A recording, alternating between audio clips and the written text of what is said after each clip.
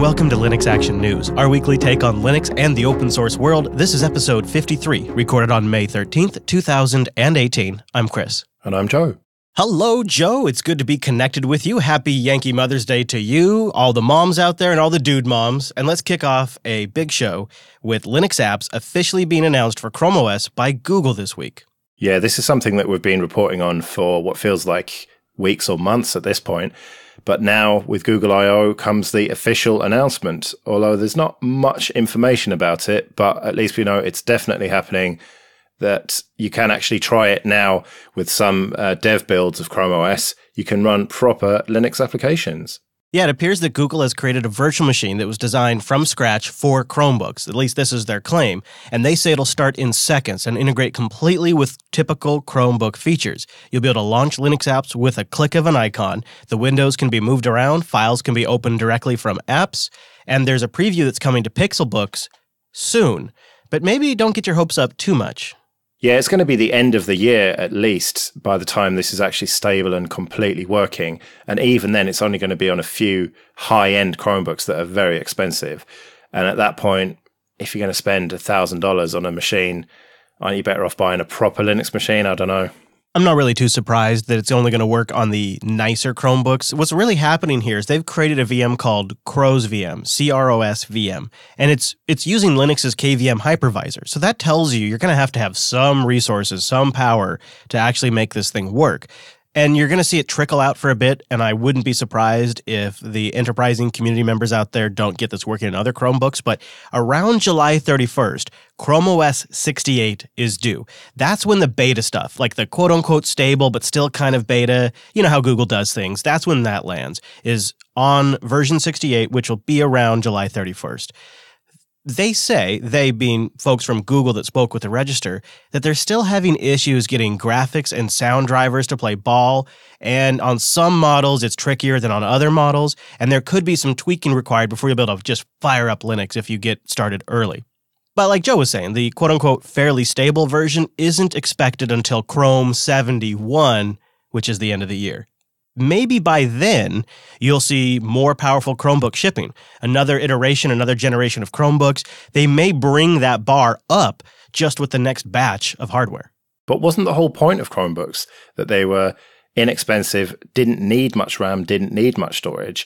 And now if you're going to need to have at least 4 or 8 or 16 gigs of RAM and loads of storage to store all these applications, they're just going to get so expensive that I return to my original point. Don't you want a proper laptop at that point? It does put the Pixelbook into more perspective. Why has Google been shipping a $1,000 Chromebook? You can start to see some of the reasons.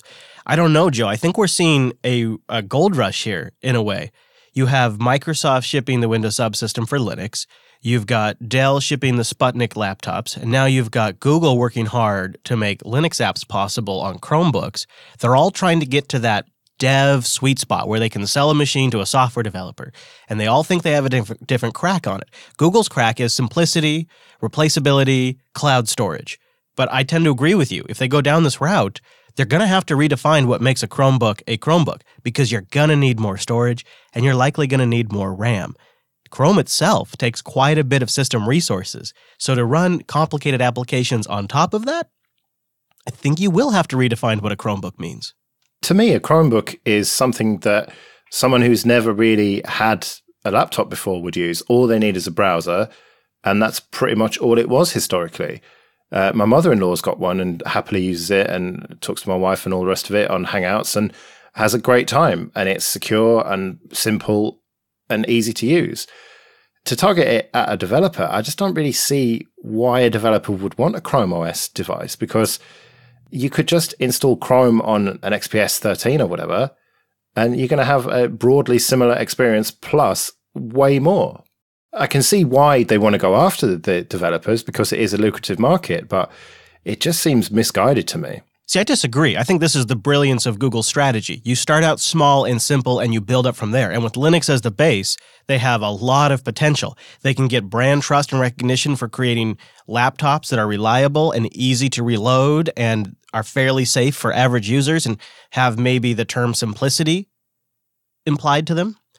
And those are fundamentals that appeal to people that just want to get their job done, that just want to get work done. And there's a lot of developers out there that fit in that category. If the device is sophisticated enough to do their job, but simple enough to stay out of their way, it's going to be appealing. But then the other aspect of Chromebooks that is, I think, pretty important to remember is the centralized management of them, which is extremely appealing to schools, universities, and enterprises. So you start looking at fleet machines that are cheap to buy in bulk, so you can buy standard universal chargers, standard universal VGA or whatever kind of projector adapter you might need, and you have an orchestration management suite that sits on top of all of them that lets your enterprise, school, university, whatever, manage them from one central point. It becomes very appealing to these groups to start issuing them as standard machines, and as they become more capable, why not? Like, there becomes less and less reason to do so. And at the same time, they're converging on that mindset of, I just need a machine that can get my work done, and if now I can run Sublime Text, or Atom Editor, or Visual Studio Code, and I can have Chrome, I'm pretty much good to go.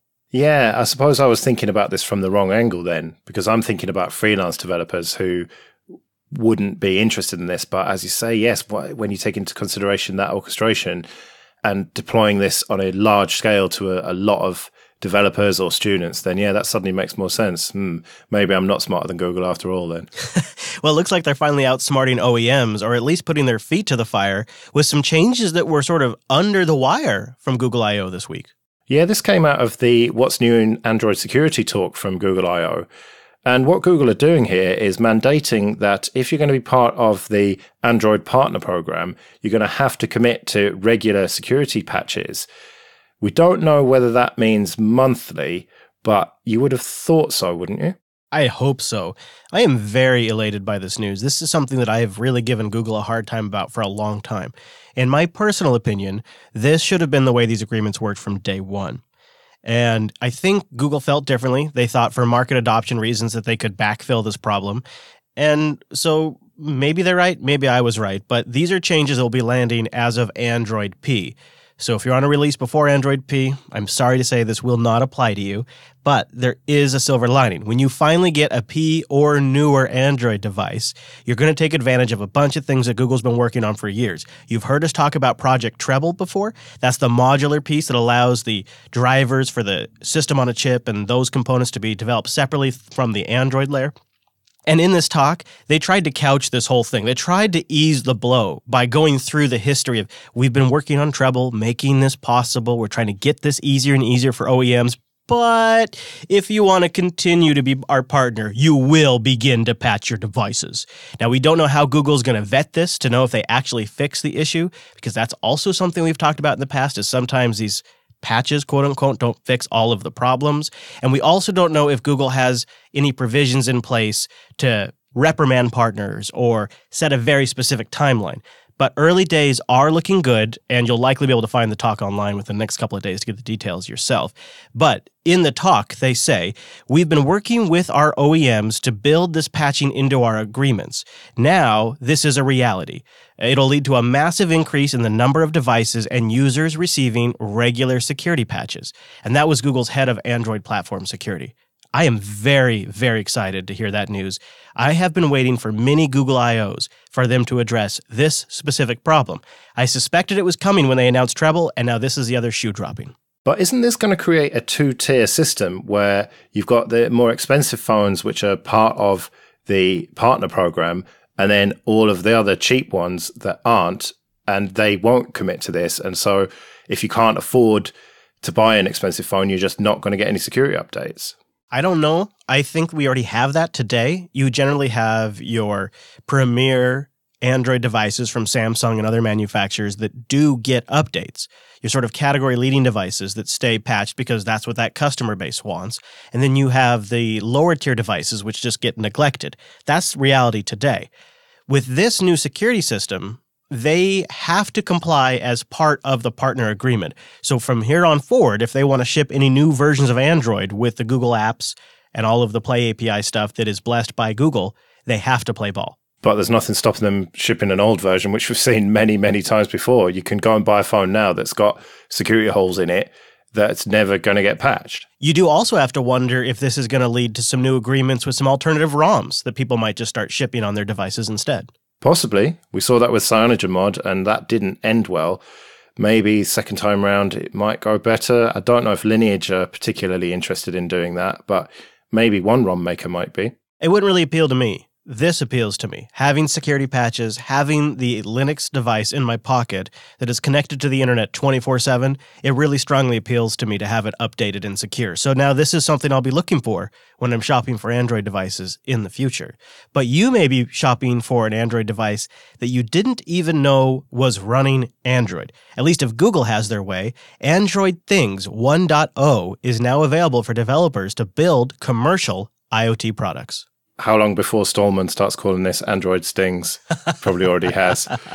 Yeah, so this is for their IoT devices. It's a pared down version of Android that will run with very low resources, as little as 32 megabytes of RAM, which is significantly less than standard Android. And it is designed for, well, Internet of Things devices, trying to push it to the billions of devices, trying to connect absolutely everything.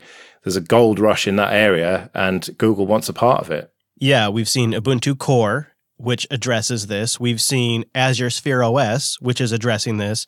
And now we're seeing 1.0 of Android Things, which doesn't have a large hardware partnership to promote, doesn't have a huge, deep bench of devices you can just go load it on, but it does have one card up its sleeve, and that's support for the Raspberry Pi 3 Model B.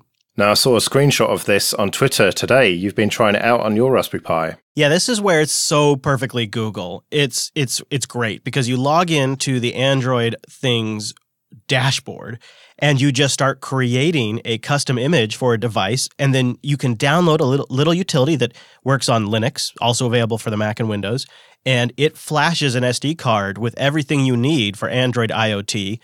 And then you boot the Raspberry Pi, it connects back up to your account and starts downloading test images or apps that you've built for it. It's pretty slick. And within 5 minutes, I had a Raspberry Pi that was connecting back to Google's developer dashboard that was ready for me to turn it into whatever I wanted. Big question everyone in the audience will be asking is Google's dashboard a dashboard for days? It's not quite a dashboard for days, but it does have a cool feature that's a lot like Google Docs where I could share a creation. So to play around, I shared it with you. So now, like in Google Docs, you add a collaborator. I added you, and you can go in there and start mucking around with my Raspberry Pi image, and you could actually deploy a new image to my Raspberry Pi. Yeah, this does seem very developer-friendly, but there was a big red flag as far as I could see, and that was that they were talking about long-term support, right? And then they said 3 years. Yeah, where Azure Sphere OS is 10 years, I think Ubuntu Core is 5 years. That's a little short for a device that you buy and then put in your home, integrate into your home. 3 years is a little short, but I suppose it's early days, maybe, and people are replacing these at a higher frequency. That's the best I can come up with. Yeah, contributing yet more to the e-waste problem. It just seems 3 years is, for a phone, okay, they're kind of old hat. But for something like a thermostat is the go-to, isn't it, for IoT? A thermostat you have for 20 or 30 years, not 3. Yeah, or light switches, things like that get built into your wall. Yeah. And I think that's my major problem with the Android Things platform, is if I was going to put on my business consultancy hat and somebody was asking me about building a product around an IoT platform, my main issue with Android would be it's too nascent still. They're making a ton of changes to Android right now, and Android IoT is an offshoot of something that's undergoing massive change, especially with Fuchsia in the background. We don't really know where that's going to lead Android. I wouldn't bet the farm on this. I might bet the farm on Azure Sphere OS or Ubuntu Core, but Android Internet of Things, the only thing I like about it is it gives me a lot of shortcuts. I can get up and running fast. There's a lot of system on a chip and system on a module makers who are building for Android already, and Google has a massive infrastructure for me to take advantage of. But 3 years and Android's nascent nature in this area really turned me off. Yeah, Fuchsia was the first thing I thought about here. I thought that was going to be the new platform that they do stuff like this with. It just seems to be the elephant in the room here. Last.ting.com. It's smarter than unlimited. If you use less, you pay less. But more than that, I can personally say I am very glad that I'm taking Ting with me on the road trip down to Texas in a couple of weeks. They have a CDMA and a GSM network. That means when I'm on the road, my business is going to be connected. I have to have internet connectivity to do what I do. You guys obviously know that, and that's why I choose Ting. And here's the other part that I am very appreciative. I've only had to use it once while I was on the road, but they stuck with me. Their customer support is top notch. I figured after 45 minutes they'd bail on me. Sorry, sir, it's a device. We'll get you out a new one. They hung on the line the entire time while we tried different stuff. And what I really came to appreciate is these are geeks at Ting. They're geeks, and they really like this stuff. And if you're willing to work, they're willing to work with you. They have a great control panel. They have fantastic customer support. So I feel like I have a support net underneath me when I go out on the road. But here's something that's kind of cool that's coming down from Ting right now. You can buy a device directly from Ting, and it comes clean. It's the base OS. You just do whatever you want with it, or you can bring your own. And because they have CDMA and GSM, I'd check their BYOD page. There's probably a good chance your device is going to be compatible, but if you're looking for a new one, they just launched the Moto Z2. Now, what's familiar about that Moto Z2? It's the one that supports Moto mods, where you can hook up different cameras or speakers or all the different things, like the JBL Sound Boost 2, all can be snapped in. Ting is now offering that device. And if you go to last.ting.com, you'll get $25 off. But for a limited time, you can save up to $150 on the Z2. More details on Ting's blog. Start by going to last.ting.com and then jump around from there. That's last.ting.com. It wasn't just Google I/O that happened this past week. Also, the Red Hat Summit happened. And coming out of that, we finally had some clarification on what's happening with CoreOS since Red Hat bought it.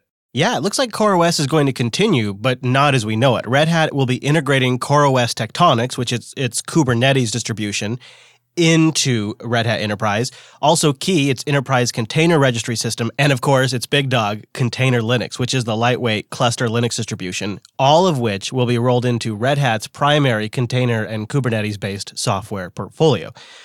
There is one popular omission from CoreOS not making it into mainline Red Hat Enterprise, and that's Rocket, the container standard that is an alternative to Docker. Instead, that will become a community-supported container technology. Now, the big question I always had when Red Hat acquired CoreOS is what happens to Project Atomic, which tries to accomplish some of the same goals. Well, Container Linux and Project Atomic, which is built around the lightweight containerized operating system Atomic Host, will be united into Red Hat's CoreOS, all folded into one. And this is from a Red Hat employee quote, "Red Hat CoreOS will preserve the best from both offerings." Ultimately, though, what's really happening here is Red Hat CoreOS will supersede Atomic Host and Container Linux. Now, I don't know if that's true across the board or just in enterprise implementations. I think those projects will continue as community efforts, and that's something I'm going to reach out to those different projects and try to get clarification on over the next couple of weeks. They're all just getting back from Red Hat Summit right now. Otherwise, I would have tried to pin them down for this episode, but I will try to follow up on that when they have time. But here's what we do know. There will be an upstream community version of CoreOS, as Fedora is sort of like to Red Hat Enterprise Linux, and it's all kind of still a work in progress. I think those details are still forming, and Project Atomic will eventually just be phased away, it sounds like. But the code itself will live on as other parts of Red Hat Enterprise Linux because it's still great code. It's not like the code's been wasted. I'm going to have to steal Michael's joke here. I really hope they call that upstream version Fedora CoreOS. I know. It would be really kind of the perfect opportunity to bring it back because it always was a little punchier with that core in there. Red Hat CoreOS will provide the new foundation, though, for Red Hat OpenShift Container Platform, RHOCP, and I mention that because you're going to hear a lot more about that and Red Hat OpenShift Online and Red Hat OpenShift Dedicated. Stay tuned for more information on those in the future, but this is really for customers who want what's called an immutable infrastructure, where you can destroy a system and spin up a system, the data stays intact, the individual servers are more like cattle than they are pets. And Red Hat's pushing hard into this area, and one of the things that they talked about at Red Hat Enterprise Summit is they're hearing from customers they want automatic updates, which surprised me. But in a world of containerization and virtual machines and separate data stores, I could see it. And so that's really where Red Hat's trying to get to, is deliver reliable, solid, enterprise-grade automatic updates. And that's what all of this is playing into. That and immutable infrastructure, deploying systems across open and public clouds and closed clouds and on-premises. It's all one big effort that they're trying to get to make infrastructure just a detail, an implementation detail. Instead of thinking about racking a massive server in a rack, you just think about clicking a button and all of the software behind the scenes deploys everything. Well, as usual, this is just Red Hat staying on top of market trends. They didn't get to be the biggest open source company by just resting on their laurels and never changing. And they're kind of just at that right size, aren't they, where they can afford to make these purchases and integrate these other technologies into what they're already doing. But also they're small enough to be agile with it. Yeah, Canonical and others may have gotten there first. I mean, look at CoreOS as an example. They were there quite a while ago. But you have to give credit to Red Hat for not letting this pass by them. And then when they do act, they're acting very quickly.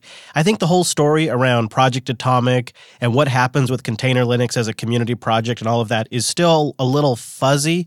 And if I could have only one criticism in all of this, is it really feels like Red Hat is trying to please everyone in a way that Microsoft used to, which I think cost them greatly. And there's one key phrase that Red Hat is promising. They say no users or communities will be left behind, which, man, that's a solid statement. And that's something that, you could take to the bank and as an enterprise makes you feel good. But as a customer watching from the outside, I look at that and go, well, at some point, you have to cut off dead weight and you have to focus. And so what I do see here is a very convoluted message. And when you add in things like Fedora and CentOS, it gets even more convoluted. And if I could have any one critique, it would be, it feels like they're trying to please too many people at once. But when you're making $3 billion a year, you can afford to try to please a lot of people. And like you said, Joe, this is Red Hat being savvy and responding to the demands of the market. And I think the components of CoreOS they're integrating are going to be real sellers. And I think it's going to do well for Red Hat Enterprise Linux. And if I was a Red Hat Enterprise Linux administrator, I'd be very happy to see that Red Hat is staying on top of this. They're keeping RHEL and all of the things I love about Red Hat, but they're expanding into this area. In fact, in some big ways, like with Microsoft. Yeah, they've been working with Microsoft to bring OpenShift to Azure. Right, Red Hat OpenShift, which is Red Hat's Kubernetes platform, on Microsoft Azure, which is Microsoft's public cloud. And that initially is like, oh, interesting, okay, that sounds kind of logical. But it's deeper than that. They are offering fully managed services on Azure for people running Red Hat. Think about that for a moment. Microsoft is going to be managing Red Hat enterprise servers running on Azure, and they're creating a system where you can move infrastructure between on-premises, up into Azure, over onto DigitalOcean, back down to your own system. And at Red Hat Summit, Red Hat's director of developer experience showed off a hybrid cloud using an on-site rack, and then an Azure rack in Texas, and Amazon Web Services in Ohio. And then using Kubernetes, Red Hat demonstrated that you can load balance across all three clouds automatically and in real time. Pretty big for people that have a large on-premises deployment, but need a little extra infrastructure from time to time, which is a lot of companies. And now you can build for Red Hat on-premises and deploy up to Azure. And sitting on top of all of this is the fact that Azure was just recently certified by the Australian government for use with Australian government private information. They have the certification that they give out to only a few cloud hosting providers, and now Azure is one of them, which I think is one of the reasons Red Hat wanted to get this in the bag. Now, I'm sure there's plenty of people out there thinking, Red Hat cozying up to Microsoft, don't like that. But this is the reality of enterprise computing now. That Microsoft are a huge part of it, and companies like Red Hat have no choice but to make these deals with them. Here's another way to reframe Microsoft's motivations in this deal.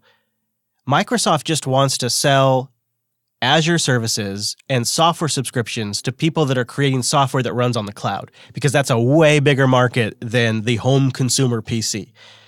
As an example, Visual Studio Enterprise and Visual Studio Professional subscribers, Microsoft customers, as part of this new deal with Red Hat now, will receive Red Hat Enterprise Linux credits. Developers will be able to deploy Red Hat Enterprise servers as just part of their built-in package they get now. And they can deploy .NET, Java, or any other open source framework on those Red Hat enterprise servers running on Azure that Microsoft's paying the bill for. Don't they call that corporate synergy? Kumbaya, Joe. Doesn't it feel great? Speaking of synergies, you're going to get more Linux on your Windows, even if it's a Windows ARM system. Yeah, this is quite surprising. We've seen the Windows subsystem for Linux as part of Windows 10 since almost the beginning of Windows 10. And also we've seen Windows 10 being shipped on ARM-based devices fairly recently.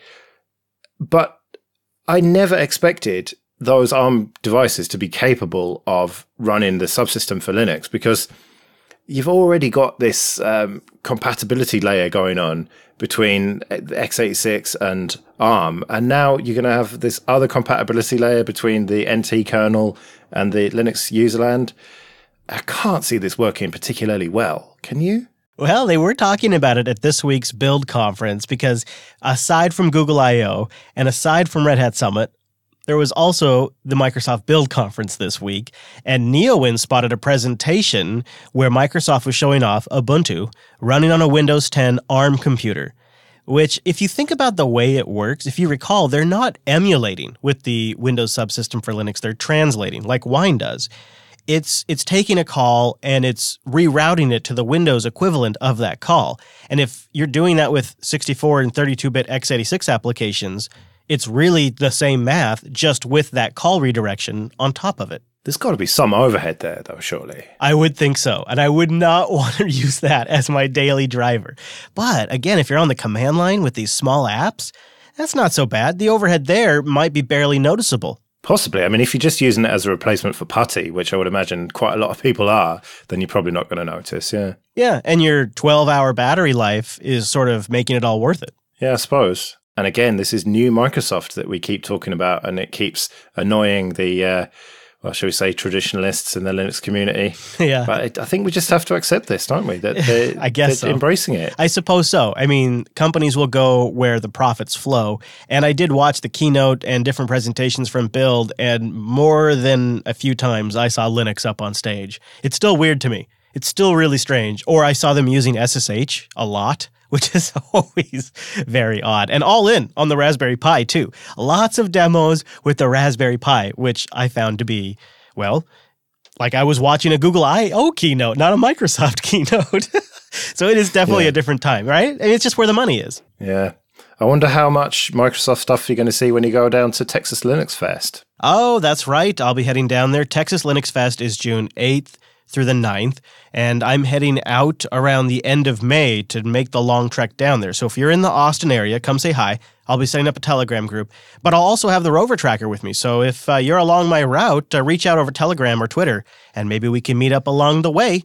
That'll all be tracked over at jupiterbroadcasting.com/rover, and I'll have the Texas Linux Fest meetup Telegram group at some point. If you go to jupiterbroadcasting.com/telegram, I'll probably announce it in our main channel. And while I'm on the road, the show will go on, so check out every single episode of Linux Action News by going to linuxactionnews.com/subscribe for all the ways to get new episodes. And go to linuxactionnews.com/contact for ways to get in touch. And please consider supporting the entire network and all of our great open source and Linux coverage at patreon.com/JupiterSignal. We'll be back next Monday with our weekly take on the latest Linux and open source news. I'm at Chris LAS. I'm at Joe Rissington. Thank you for joining us, and we will see you next week. See you later.